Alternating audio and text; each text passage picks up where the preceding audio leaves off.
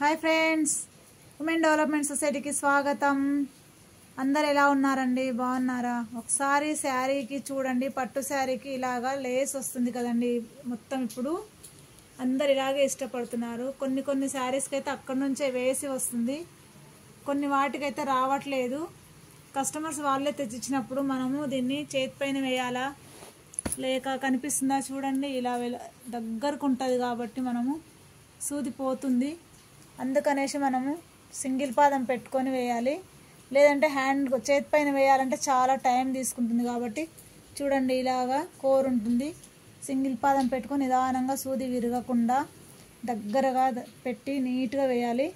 ఒకసారి చూడండి ఫ్రెండ్స్, మీకు కూడా ఇలాంటి గిరాకీ వచ్చినప్పుడు మీరు ఖచ్చితంగా గుర్తుపెట్టుకొని మరి చేతిపైన వేయాలి, లేదంటే పాదం మార్చైనా వేయాలి.